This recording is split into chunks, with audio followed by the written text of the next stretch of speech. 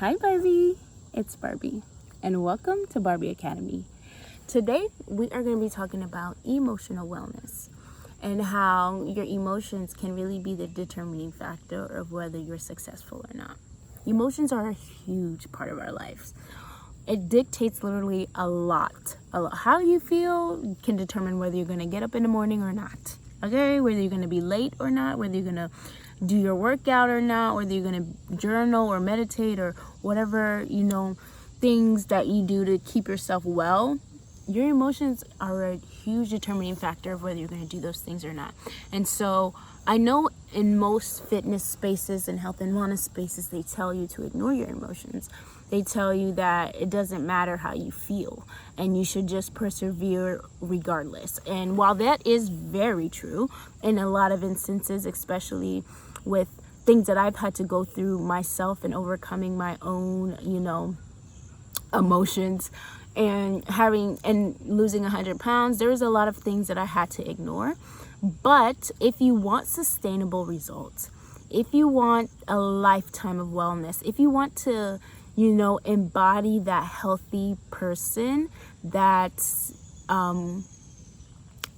that lives like a really good, enjoyable life, then you have to make time to understand and learn how to regulate your emotions. You can't go your entire life ignoring them. And I feel like what happens with a lot of people is they listen to, standard advice and they ignore their emotions, but then there comes a tipping point in their wellness journey or whatever goal they're trying to reach, and they realize that this is too much, that I can't really do this, that I have so much going on and I've really been trying to hold it together, but it's really hard right now. And so if you want to reach a point in your wellness journey where you're truly embodying that well person and not cosplaying it, then listen. Okay, listen, take notes, grab your notebook. Listen, take notes, grab your notebook, and really try to understand from an open heart and perspective what I'm saying. So, number one, your emotions are not burdens. They are intelligence. Intelligence on what is going on within your body. Intelligence of past things that have happened to you. Intelligence of what your habits have accumulated to. Okay? So whatever you've been doing, that's what your body's used to. And so your emotions are a reflection of that. So instead of looking at your emotions like, oh my God, I'm over these things, I'm tired of feeling this way, I'm tired of, not being able to have self-integrity, which is just like following through with the things that you say you're going to do, then you really, really have to look at your emotions in a different way and try to understand them instead of ignore them. And so masking and covering and ignoring only works for so long and for a specific type of person. Now, there's people that can ignore their whole life, okay? They can ignore emotions their whole life and it works for them. But me, I'm gonna go fucking crazy. Okay, I'm sorry for cursing, but I will go crazy. I have gone crazy because I've lost weight before. I've never gotten this small. I haven't been this small since middle school. And it's that bad. I haven't been this small for a long time, only because I was ignoring my emotions. I was listening to what everybody else was doing, and I was trying to fit a certain time frame, and just push everything down and not deal with it. But that's not how you create a lifestyle. If you want to have a lifestyle of health and wellness, if you want it to be easy for you to eat the healthy meals and the avocados and the salads and whatever else it is that you feel like you need to be eating, if you want to be that runner or that, skinny, if you want a smaller body, whatever it is that you want, if you want to truly be that person, you have to be in touch with your emotions. You have to. And I know there are people out there who do a good job of like cosplaying it, like people who don't necessarily hold weight, but they are also struggling, okay? Nobody has it together. Nobody has it together. Nobody has it together. And things like how your body looks, or how much money in your bank account, or how much, you know, friends that you have, the things like that can mask and cover and make it seem like people have their shit together and they know how to manage their emotions. But at the end of the day, a lot of people, even regardless of where they are in life, they could be so successful, they still haven't mastered understanding and regulating their emotions. And so if you just want to skip the steps, I'm here. I'm telling you, these people, these skinny people, these Instagram models, whoever you're trying to be like, 9 times out of 10, they don't even know what I'm talking about right now. They don't even understand it. They don't get it. I'm here looking at you, wherever you are in life right now, and I'm giving you the sauce, babe. It's people with wealth beyond measure, they don't even understand this. Just if you get it now, babe, I was gonna say a bad word. If you get it now, babe, you're gonna be on top. Like, you're gonna be so happy. You're gonna be so free. You're gonna be so full. If you understand this now, if you don't wait, because you're gonna get everything you want. I believe in you. I believe in you wholeheartedly. Whatever you're trying to achieve, whatever goal you're setting, you're gonna get it. But don't wait to get your goal. Don't wait to get your thing. Don't wait to get your prize. And then realize that, oh, there's still more. I mean, there's always more, but simple. This is simple 1, 2, 3. Understanding and regulating your emotions. So let's get into the actionable steps, because I've been rambling. I will admit that. So 1, notice. Notice. If I were to go back in time and I were to redo my weight loss journey, I would notice way more than I did. And that's just being mindful while still being yourself. Yeah, being mindful while still operating in whatever mental space that you're operating in. So in 2022, I feel like I was an alcoholic. I was drinking so much. And I feel like if I had more awareness in that space, it wouldn't have lasted so long. And so noticing what's going on and why you're doing things is key to overcoming, because then you realize your triggers, you realize what's really, under the drinking, because you're not drinking for no reason. Like, what are you drinking for? Especially if you're drinking that much as I was. Like, there's something there that you're not addressing that's keeping you in a behavior that you continuously tell yourself, okay, I want to stop. Because I was like, oh my God, I need to stop drinking every day, but I still drunk. Crazy. So first things first is noticing and writing it down, keeping a record. Noticing and keeping a record, so you can go back in time and notice more, and also compare from where you have been, from where you were and where you have been. So you really, I need you to keep a record. Notice and keep a record. Okay? So then 2,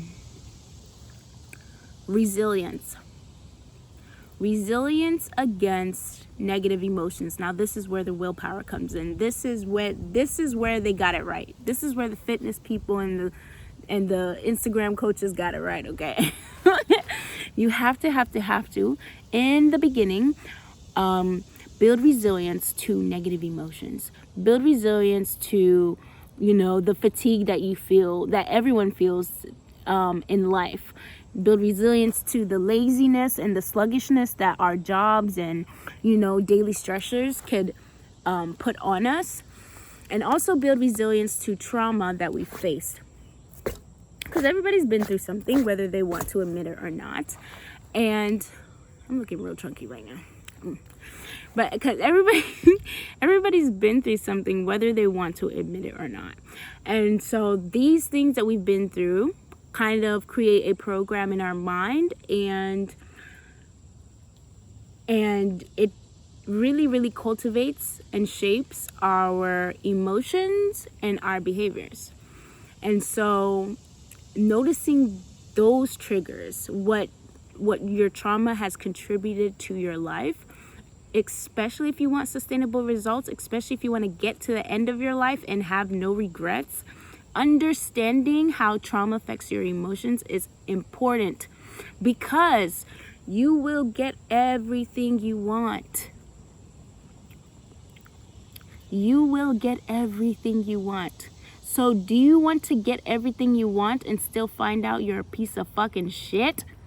No!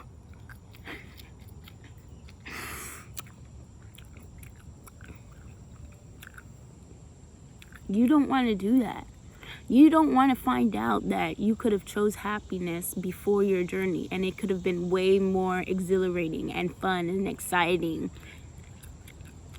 Happiness, people need to understand. Like, and it's gonna sound so stupid. It's gonna sound so cliche. It's gonna sound like, oh my God, I'm rolling my fucking eyes right now because this bitch thinks I'm stupid. No. You think people wrote all that stuff on the walls? They wrote it in books. They wrote it in the Bible. They wrote it in the Quran. They wrote it everywhere. And then you think that it's a lie? You think it's stupid? You think it don't make no sense? You think it doesn't apply to you? You're crazy. Narky. That's a narcissistic behavior right there. You are so crazy, girl. Literally every single thing, everything you needed, they gave it to you as a kid. And you just got to remember that. Happiness is not on the other side of any job, any person, any bank number in your bank account, any body type that you want to have. Yes, initially you will feel good. Yes, initially you will feel great. Yes, initially you will feel accomplished, but you still have the rest of your life to live. And if you want to know how to continuously combat the ebbs and flow of life, you need to know how to master, understand, and regulate your emotions. Okay. So initially building that resilience, knowing that you can go through hard things, knowing that you are capable of sitting in something that was done bad to you, that maybe you did bad to somebody else, or whatever your story is. Being able to sit in your story and being okay with it is key. Because even, like I said, even after you get everything that you want, you still have the rest of your life to live. You still have to deal with you. Down to the root of the problem. We not playing no games here. This is the holistic Barbie, okay? I'm not about to give you no surface level dumb BS talking about some, oh, you just need to take a walk and you just need to do. No, babe. No. You need to get to the root of the issue immediately. Have you seen the news? Immediately, babe. Let me stop. But yeah, so building resilience. Notice and record. Building resilience to negative emotions and actionable steps. I don't think I gave that. So to build resilience, you will need to always do a little bit more than you did before. You don't have to go get up right now and go run a marathon to show that you can build resilience to negative emotions. No. You don't have to do the biggest thing in the world. You don't have to, climb a tree and jump out. That's not what I'm saying. But every single day, push yourself a little bit harder than you did the day before. Run. If you're trying to learn how to run, do an extra minute from when the point where you start feeling tired. Go another minute or go another 30 seconds. Whatever your goal is, whatever your goal is, try to push yourself a little bit harder every single time. I promise you, you will surprise yourself of how capable you actually are of doing the things that you say that you want. Your goals and dreams are so much closer to you than you think. You just have to get out of that mental prison, babe. So every single day, push yourself a little bit harder. Take your calendar out right now and think of something in an area that you say that you really want. Whether it's weight loss, whether it's learning a new language, whether it's building confidence, getting over anxiety, talking to that cute person at work, whatever it is. What are some small actionable steps that you can take today that will lead you to your goal? Small, it does not have to be big. If you're ready for big, I implore you to do big. But if you're not, there are small things that you can do every day that pushes yourself more and more. More and more. More and more. One thing that I did to build emotional resilience, this is going to sound bad, but I would hold my breath in the shower. When I was a kid, I was so scared to wash my hair for some reason. And I hated being underwater. I hated all of that. So when I was building emotional resilience, when I knew I was tired of being fat and I needed to build my capacity to hold negative emotions, I started holding my breath underwater because that was something that I was really scared of. Even for 10 seconds. 10 seconds turns to 30 seconds. 30 seconds turn to a minute. Minute turns to 2 minutes. Over time. You know? And so then, even though you feel like holding your breath and weight loss have nothing to do with each other, they do. Okay? It's the same thing. It's the same principle. It's the same principle. And you could look for things that aren't the thing that you're ready to do, but are similar, but are the same principle, and it will help you do the thing that you need to do. But over time, you need to show up. Okay? That's how you build the resilience. And then we figure out who we are. So notice and record, build resilience, and then we figure out who we are and what we actually want and what is resilience or what is force. You know, because you don't have to be like everybody else. Your life doesn't have to look like everybody else's life. And the things that healthy people are doing, you don't necessarily have to do to be healthy. Or the things that rich people are doing, you don't necessarily have to do to be rich. So after you build your resilience and say, hey, I could do most things, I could do hard things. Now, what do I actually want to do? What is in my heart? What do I desire? Because I don't have to continuously will myself through things that aren't aligned with me, my body, my mind, my soul, my purpose, or my mission. Okay? So now, you figure out who you are and what you want and what your body is actually signaling to you is a no-go. Because there's trauma that makes you feel like, oh, I don't feel like getting up in the morning. I'm not going to go on my run. But then there's actual signals that are like, hey, I'm not I don't feel like it because I don't feel good. You know what I'm saying? Like, for example, it's more clear in women. On my luteal phase, when I'm about to start the luteal phase of my menstrual cycle, my body physically can't, you know? And so understanding what physically can't feels like and what I don't feel like it feels like, you know? And having that grace for yourself to understand when that is happening. Because this society would try to make you feel like you're just a lazy piece of shit and you need to just pull yourself by your bootstraps and blah, blah, blah, blah, blah. And yes, that is true, but there comes a point in time where you step out of willpower and you find flow in your life. That's the goal, in my opinion, of life, is finding that flow, is finding your purpose, is finding and doing things that are essentially easy to you and comes natural to you. And a lot of people don't know what that is because of, you know, how heavy life is sometimes. But when you do the work, you start to figure that out. When you do it the right way, though. When you do it the right way. So again, I'm going to repeat. Notice, record, Build emotional resilience against negative emotions, against trauma. Then you find out who you are so you can step into that flow state. Them bugs is so disrespectful, bro. I'm over them.